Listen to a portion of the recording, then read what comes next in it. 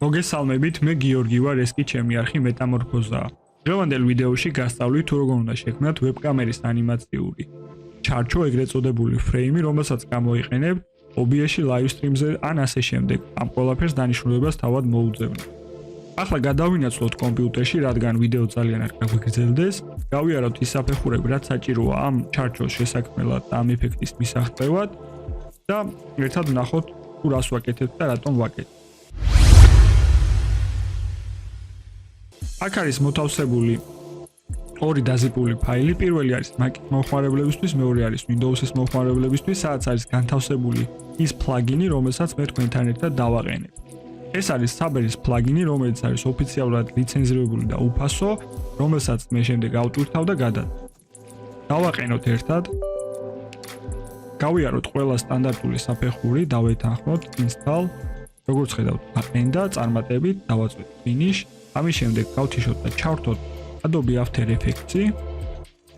და თუ რას რატომ გავაკეთებ, ამასაც პარალელურად აგიხსნით, მაგრამ ვეცდები მაქსიმალურად მოკლე დროში გავაკეთო, რადგან ძალიან არ გაიწელოს ეს ვიდეო, რადგან 2 წუთში შეიძლება ამ ყველაფრის გაკეთება. შევქმნათ ახალი პროექტი. აქ მარცხენა სამუშაო ველში გამოვიძახოთ მარჯვენა მაუსის მარჯვენა ღილაკით new composition. აქ პრესეტები თუ კი რაიმე გაქვთ არჩეული და შეცვლილი, ჩვეულებრივ შეგიძლიათ custom დააყენოთ და აირჩიოთ რეზოლუცია 1920-1080-ზე, რაც ნიშნავს, რომ თქვენი კომპოზიციის რეზოლუცია იქნება full HD, ანუ ეგრეთ წოდებული 1080p. აქ არის კადრი წამში, რამდენი კადრი წამში იქნება ეს კომპოზიცია, ამ შემთხვევაში იყოს 60, სავსებით საკმარისია. რეზოლუცია, როგორც ხედავთ, როგორც ვისაუბრეთ, არის full HD.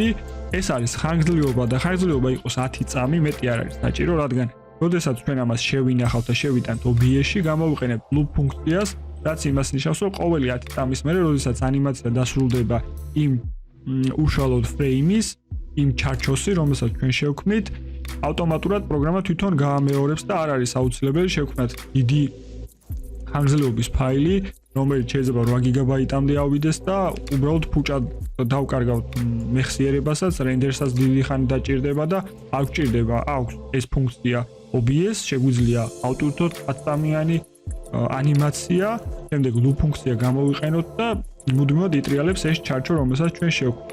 ეს არის background-ის ფერი, დავტოვოთ შავი, არაფერში ხელს არ გვიშლის. შემდეგ გამოვინაცვლოთ მარცხენა ქვედა მხარეს სამუშაო ველში, სადაც შევქმნით ახალ shape layers. Shape layers, როდესაც შევქმნით, ჩამოვშალოთ shape layer-ი, აქ დავამატოთ ორი ველი, ეს ორი ველი გახლავთ rectangle, შემდეგ დავამატოთ stroke-ი, როდესაც rectangles დავამატებთ და strokes გადავინაცვლოთ rectangles და ჩამოვშალოთ, ჯაჭვის ღილაკი გავთიშოთ, აქ ავირჩიოთ ჩვენთვის სასურველი რეზოლუცია, ამ შემთხვევაში ავირჩევ 1280 720-ზე, ეს არის HD რეზოლუცია. თქვენთვის კარგად ნაცნობი ალბათ. შემდეგ ეს ავკეცოთ, აღარ გვჭირდება აქ არაფრის ცვლილება. გადავდივართ layer განყოფილებაში, ავირჩევთ auto trace და აქ არაფერს არ ცვლით, თუ კი რაიმე სხვანაირად არის დაყენებული, დააყენეთ ანალოგიურად და აწვევით OK. როგორც ხედავთ, შეიქმნა ახალი layer-ი, რომელიც არის მასკირებული. ამ მასკირებული layer-ს ჩვენ გამოვიყენებთ იმისათვის, რომ უშუალოდ ის პლაგინი, რომელიც ჩვენ დავაყენეთ და სადაც არის ეფექტები, ცეცხლის, ნეონის და ასე შემდეგ, მოვათავსებთ აი ამ ჩარჩოს გარშემო და შემდეგ ჩვენ მოვათავსებთ ამ ჩარჩოს ობიეში, სადაც იქნება ის კადრი, რომელსაც მაგალითად ამ შემთხვევაში კამერა იღებს და აფიქსირებს.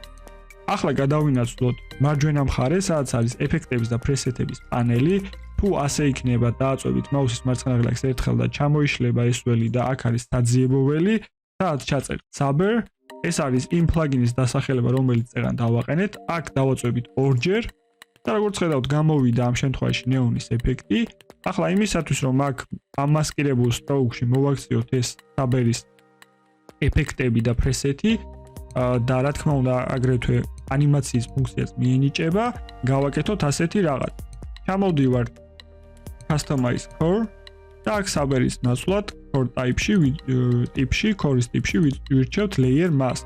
როგორც ხედავთ, ეს ნეონის ეფექტი უკვე ამ stroke-ის გარშემო მოიქცა.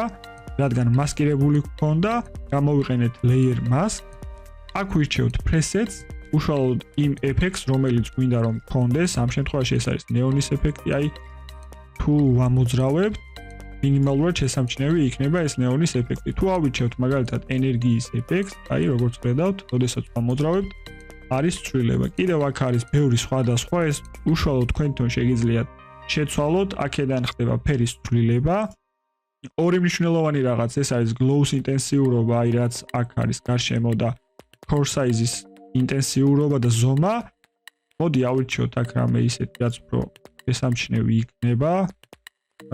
glow-ს ინტენსიურობა გავზადოთ 60-მდე და core size-ი დავტოვოთ 2-დან 0-ზე. კი ბატონო. აქ შეგვიძლია ეს customize core პანელი ავკეცოთ, რადგან აღარ გვჭირდება.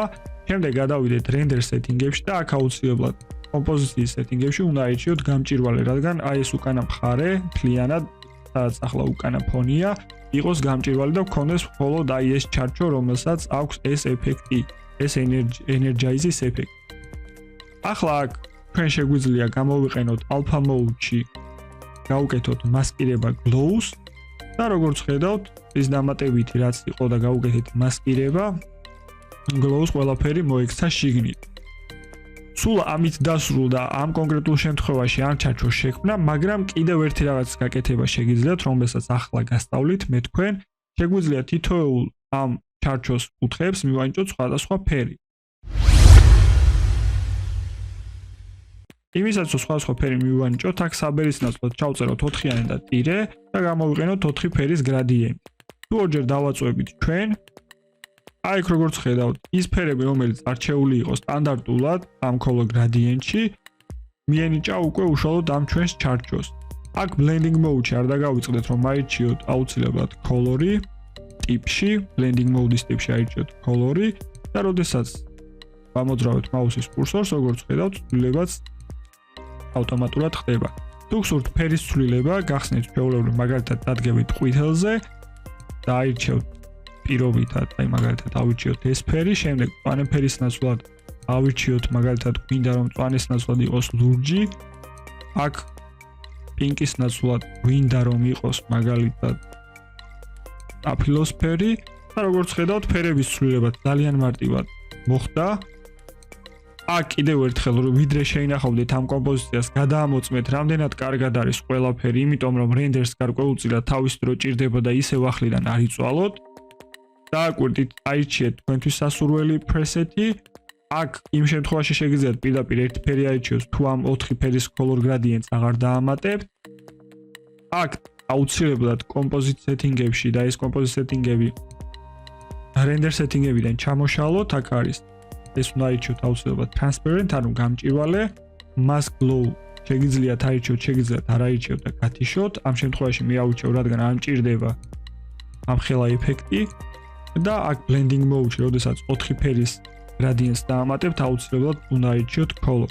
ამის შემდეგ, როდესაც დასრულდება ეს ყველაფერი და გადაამოწმებთ, რომ ყველაფერი კარგად არის, აწვევით კლავიატურაზე Ctrl+M ღილაკს.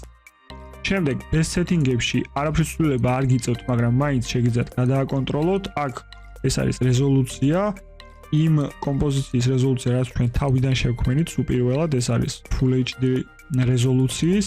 ვაწვევით OK. აი ეს არის მნიშვნელოვანი ველი, სადაც უნდა შევიდეთ აუცილებლად. აქ format options უნდა დავაწვეთ. ავირჩიოთ Apple ProRes 4444, ანუ 4-4-იანი, რადგან აქ ჩვენ ჩანელებში არჩევის საშუალება მოგვეცეს RGB+alpha.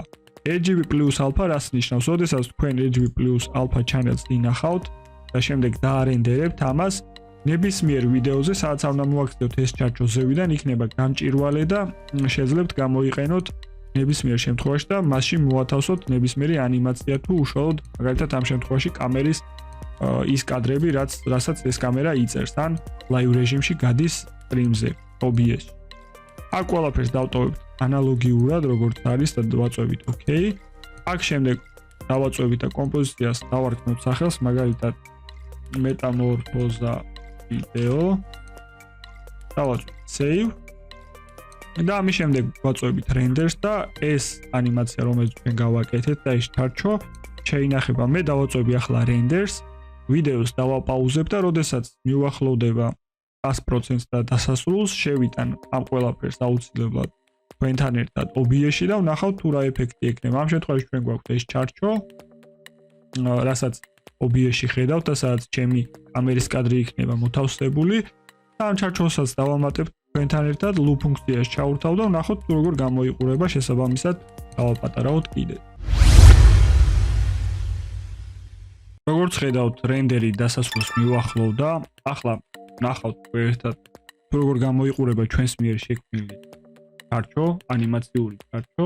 ახლა დავამატებ OBS-ში და იმ ვიდეოს, რომელსაც სპეციალურად თქვენთვის ვიწერ, ამ შემთხვევაში აქ იქნება ეს ანიმაცია, რომელიც ჩვენ გავაკეთეთ ერთად და ეს ჩარჩო. ავირჩევ საკაღალდე, სადაც შევინახე და აუცილებლად არ დაგავიწყდეთ, რომ loop ფუნქცია ჩაურთოთ, რადგან ავტომატურად გამეორდეს ყოველი 10 წამის შემდეგ, როდესაც ეს ანიმაცია დასრულდება. ავირჩიოთ, ჩვენ დავარქვით MetaMorpoza ვიდეო, loop ფუნქცია ჩაურთოთ და როგორც ხედავს, გვაქვს ეს ჩარჩო, რომელიც ჩვენ შევქმნით, ამას დავაპატარავებ. რა ზომასაც მივანიჭებთ და რომელ მხარესაც ვთქვით განლაგებას გავუკეთებთ. აი როგორც ხედავთ, ასე ჩვენივრად გამოიყურება 4 სხვადასხვა ფერში. მე მქონდა გაკეთებული ერთ კონკრეტულ ფერში, ამ შემთხვევაში ეს არის 4 ფერში გაკეთებული. თუ თქვენ სხვანაირი ეფექტით ან სხვადასხვანაირი, ასე ვთქვათ, ფერებით, შეგიძლიათ სხვადასხვანაირი ფერები მიანიჭოთ, ხოლო თუ გსურთ უბრალოდ ერთი ფერი იყოს, შეგიძლიათ ის 4 გრადიენტის ფუნქცია აღარ დაამატოთ. ახლა რაც შეეხება ძალიან მნიშვნელოვან რამეს. YouTube-მა წესები კიდევ უფრო გაამკაცრა და პოლიტიკა შეცვალა. აქედან გამომდინარე, ის პროგრამები და ის პლაგინი იქნება, ეს დანამატი იქნება, პრესეტი იქნება და ასე შემდეგ. ვიდეო სახწერაში ძირითადად აღარ იქნება ხოლმე. ამიტომ მე მაქვს გაკეთებული შექმნილი ჩემი არხის სახელწოდებით Facebook ჯგუფი, სადაც ის ვიდეო, რომელსაც ავტვირთავთ YouTube-ზე და შემდეგ განთავსდება ამ ჯგუფში, ამ ვიდეო სახწერაში იქნება ის გადმოსაწერი ბმულები, რომელსაც ჩვენ ნებისმიერ სხვა ვიდეოში, ამ შემთხვევაში ამ ვიდეოში გამოვიყენებთ. ამ შემთხვევაში ატვირთული იქნება ეს ორი პლაგინი, ეს არის Mac-ის და Windows-ის მომხმარებლებისთვის და ვეცდები აუცილებლად აგიტვირთოთ Adobe After Effects-ის თვითონ უშუალოდ პროგრამა, რომელიც რა თქმა უნდა დაკრეკილი და გატეხილი ვერსია იქნება, მაგრამ თუ თქვენ გსურთ ოფიციალურ შეძენა Adobe-ს ოფიციალურ საიტზე, ეს ყველაფერი შესაძლებელია სტუდენტებისთვის $11 თუ არ ვცდები. მოკლედ, დღევანდელი ვიდეო ეს იყო. ჩემს არხზე პირველი ვიდეო ამით დავიწყეთ, მაგრამ გვექნება სხვა ბევრი საინტერესო ვიდეოგაკვეთილები, განხილვები და ერთ-ერთი ძალიან მნიშვნელოვანი ფაქტორი და ერთ-ერთი ძალიან მნიშვნელოვანი რაც ამ არხზე იქნება და გაკეთდება არის ის, რომ ფოტოგრაფიის და ვიდეოგრაფიის შემსწავლელი კურსი და ვიდეოები გაკეთდება მაქსიმალურად ხშირად და დიდი აქტიურობით. მოკლედ, დღეს სულ ეს იყო. დაგემშვიდობებით. გამოიწერეთ არხი აუცილებლად, გაუზიარეთ მეგობრებს აუცილებლად, რადგან მათაც გამოადგებათ და შესაძლოა ნებისმიერ დროს დაჭირდეთ. მოკლედ, გემშვიდობებით, მოვალ შეხვედრამდე.